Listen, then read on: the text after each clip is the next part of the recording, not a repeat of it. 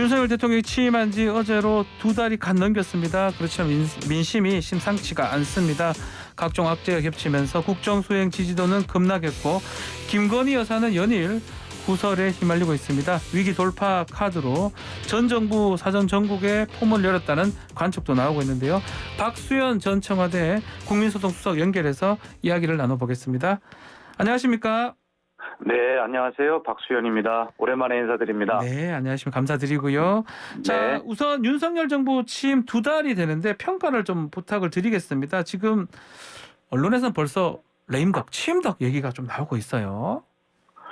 글쎄요, 지금 평가를 사회자께서 네. 언론의 보도를 인용해서 지금 다 해주셨기 때문에 제가 특별하게 붙일 말씀은 제 의견은 없습니다만. 아니고요. 예. 네, 그러니까요. 언론에 인용하셨죠. 네. 그런데 언론에서 레임덕 이야기하는 것은 너무 빠른 이야기 같고요. 예, 그만큼 상황이 좀 심각하다. 또 이렇게 이제 상징적으로 말씀하시는 거겠지요. 네. 제가 청와대 퇴임 이후에 제 고향인 충남 공주 지역에 이렇게 머물고 있는데요. 이런 지역에서도 지금 지적하신 그런 부분들을 걱정하는 목소리가 이것은 여야 보수 진보 또 남녀노소 할 거 없이 전 국민이 지금 걱정을 하시는 건 맞는 것 같아요. 네, 그런데 대체로 이제 한 세 가지로 저는 보이는데요. 네. 우선 대외적으로 주어진 경제 환경이 걱정스럽지 않습니까? 예. 러시아 우크라이나 전쟁이 장기화되면서 고유가 고물가 고금리 이 3고 현상으로 국민들의 고통이 지금 심해지고 있는 것이죠. 네. 그다음에 대내 정치 환경은 지금 집권당이 지금 미래를 향한 청사진을 발표하고 막 희망에 부풀어서 국민께 말씀을 드릴 시기인데 지금 보시다시피 여당의 혼란이 역대급이고요. 네. 이것이 지금 수습이 될 기미가 보이지 않고 오히려 장기화될 가능성이 있다고 봅니다. 네. 그다음에 세 번째는 예. 지금 말씀하신 대로 대통령의 그 말씀이 좀 가볍고 말씀답지 않은 데서 오는 실수. 그다음에 새 정부 구성을 하는 데서 인사 검증 실패와 거의 참사 수준의 인사 실패. 그다음에 여러 가지 나오는 제2부속실 폐지 공약에 따른 그런 어떤 비선 논란, 김건희 여사와 관련된 여러 가지 구설수. 네. 이런 것들이 종합적으로 좀 섞여 있는 것으로 보입니다. 자, 지금 말씀하신 것 중에 비판받을 때마다 전 정권하고 비교를 했던 부분이 있거든요. 전 정권 장관 중에 이렇게 훌륭한 사람 봤느냐 이런 얘기도 했는데 이런 부분도 전 정권에 계셨던 사람으로서 어떻게 보십니까? 글쎄 전 정권에 몸담았던 사람으로서 볼 것이 아니라요. 네. 그냥 일반 국민 눈으로 보면 우선 저는 앞에 제가 세 가지 원인을 진단을 했는데 네. 그 해결책으로 우선 할 수 있는 것, 바로 잡을 수 있는 것부터 했으면 좋겠다. 한 번에 모든 걸 다 하려면 되질 않아요. 그렇죠. 그래서 그중에 지금 사회자가 지적하신 대로 대통령의 말씀과 관련해서 첫째는 대통령의 말씀답게 하시라라고 하는 걸 말씀드리고 싶어요. 네. 예. 대충 생각해봐도 지난 6월 8일 날 검찰 편중 인사 아니냐 지적할 때 문재인 정부는 민변으로 도배하지 않았냐. 이게 예전에, 대통령의 말씀이셨고요. 맞습니다. 그 말씀하셨습니다. 6월 17일 날 전 정권 인사 수사가 정치보복 아니냐라고 할 때 그럼 민주당은 안 했냐. 이렇게 바로 즉각적인 반응을 하셨단 말이에요. 네. 그다음에 7월 4일 날은 정부 인사 검증 실패 아니냐 이런 부실을 지적하니 전문성과 역량이 중요하다. 우리는 그걸 본다 하면서 우리 정부는 그런 점에서 빈틈없이 사람을 발탁했다고 자부한다. 전 정부에 비할 바가 아니다.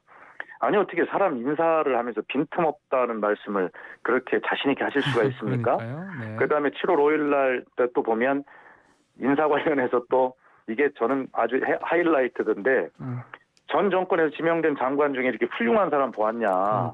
예. 그리고 다른 정권 때마다 하고 사람의 자질이나 이런 걸 비교해봐라 이렇게 막 거의 화를 내시던데 대통령께서. 네.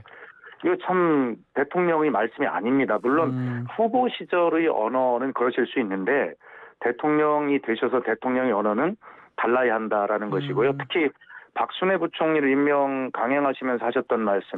언론과 야당의 공격을 받느라 고생이 많았다. 힘들었다. 이렇게 말씀하셨는데 야당을 대하는 태도는 그렇다 하더라도 언론을 대하는 태도가 이렇게 하시면 되겠습니까? 아하, 예.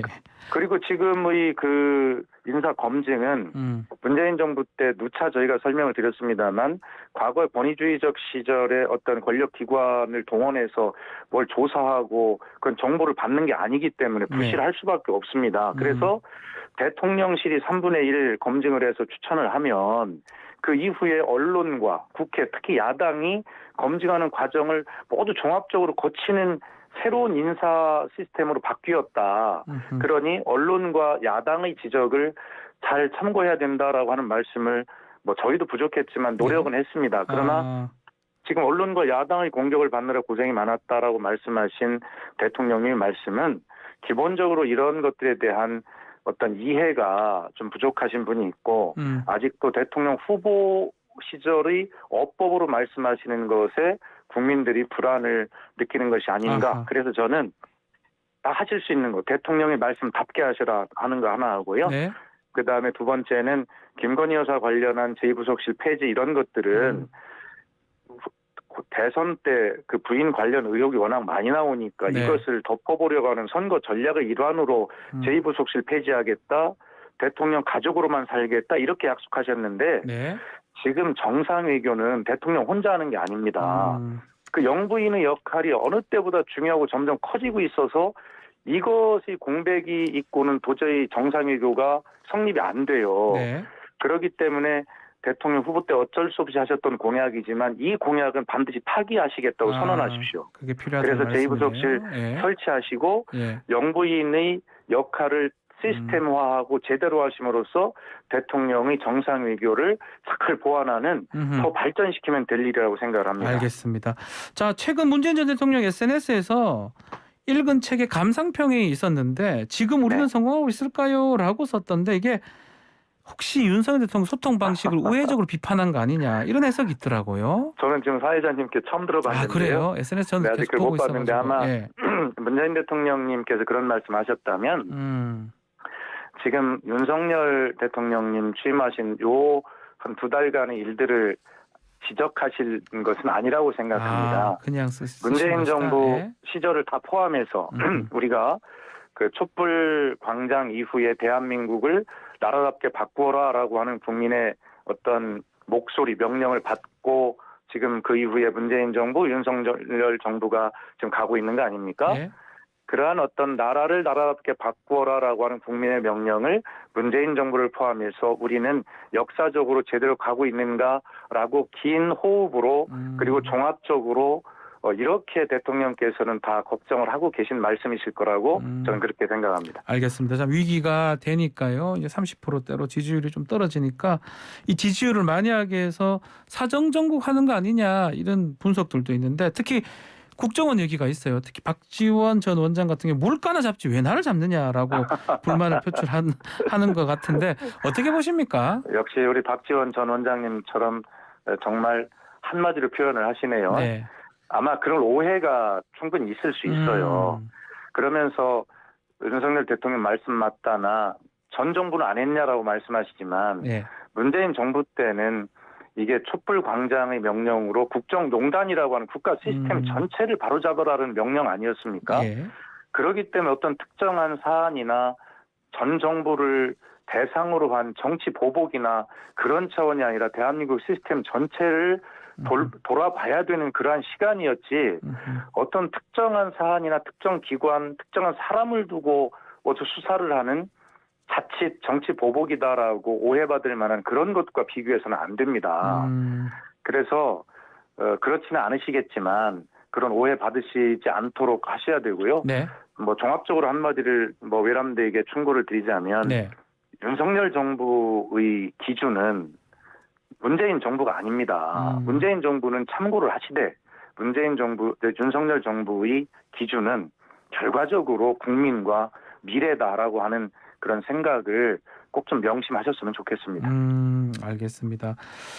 이 질문 한번 드려보겠습니다. 지금 그 국정원 관련해서 특히 감찰을 하고 있고 또 1급 고위 공무원들 지금 업무 중단을 시킨 중심에 있는 사람이 조상준 기획조정실장인데 이분 자체가 윤석열 총장 시절 때 대검 형사부장 하던 아주 최측근으로 알진 사람이거든요.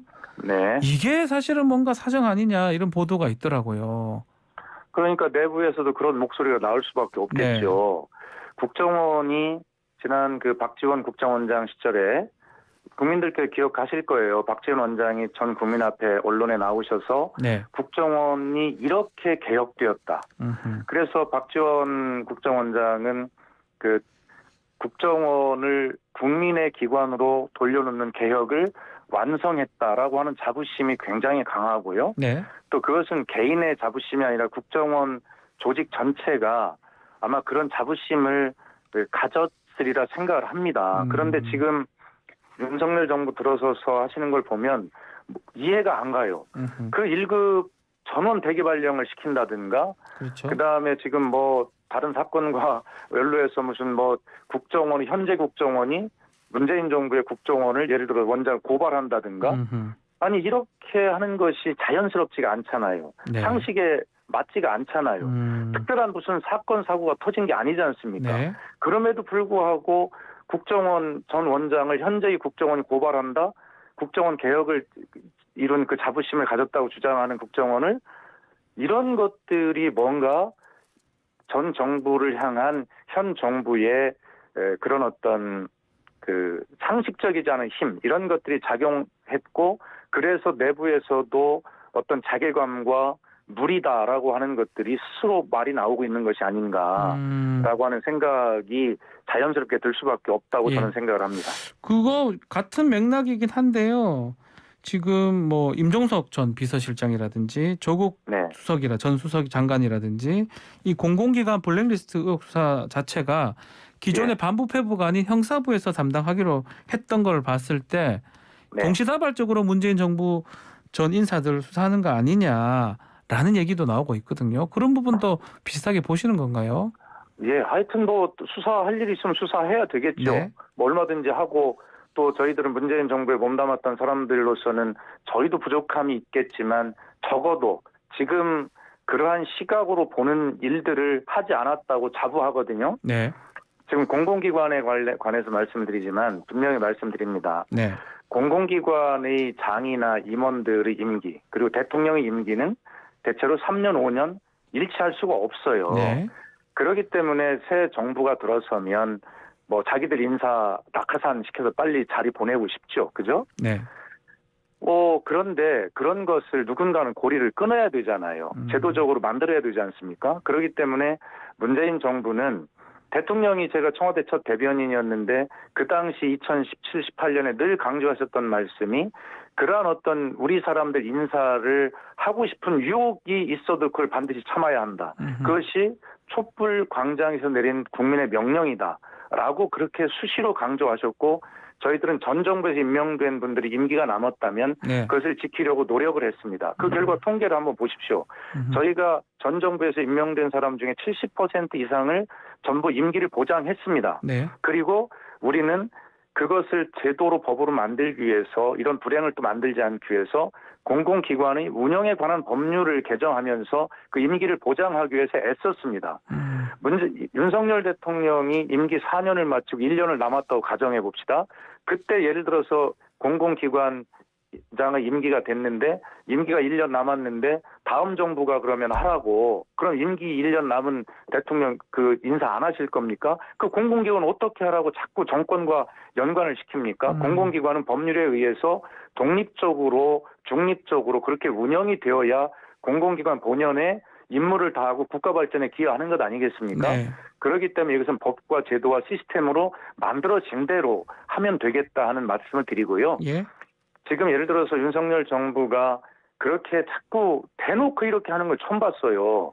근데 이렇게 하는 것은 윤석열 정부 인사들의 낙하산을 하겠다는 말에 다름 아니지 않습니까? 문재인 정부 알받겠다고 하는 말, 그것은 윤석열 정부 낙하산 인사하겠다, 똑같은 말인데, 적어도 이것을 문재인 정부에서 마련한 공공기관 운영에 관한 법률, 이것에 의해서 정확하게 시스템화하고 보장하는 그런 길로 가자라고 말씀을 드리는 그 것입니다. 홍장표 KDI 원장 사퇴 부분도 석연치 않다고 이렇게 보시는 건가요? 아니 그러니까 국무총리께서, 예. 국무총리는 뭐 할 수 있는 말을 했다 하시지만 언제 그렇게 어떤 그런 분들이 나서서 직접 대고 그렇게 압박을 하고 대통령께서도 국무위원은 아니지만 국무회의에 참석해야 할 이유가 있는 그다음에 그 뭡니까 저 방송통신위원장 방통위원장 한상혁 위원장입니다. 예 한상혁 위원장과 그다음에 전현희 예. 위원장, 이런 분들 국민권익위원장이요. 예. 그래서 무슨 뭐 국무위원이 아니니까 알아서 해라라는 식의 말씀을 대통령이 직접 하셨잖아요. 네. 블랙리스트가 아니라 이것은 대놓고 그냥 공개적으로 나가라는 말씀을 이렇게 한 적이 언제 우리 역대 정부에 있었습니까? 예, 정말 블랙리스트도 없었지만 네. 블랙리스트 운운할 자격이 이렇게 또 집권 여당에서 대통령이 그다음에 뭐 다른 국무총리가 나서서 이렇게 전 정부의 임기가 남은 사람들을 나가라고 압박하고 이렇게 대놓고 하는 것들을 역대 본 적이 없고요. 이 역시도 시스템이 무너지고 있는 것이다. 저는 그런 불안감을 느끼고 있습니다. 네. 자, 오늘 말씀 여기까지 듣겠습니다. 감사합니다. 네, 감사합니다. 네. 박수현 전 수석과 말씀 나눴습니다.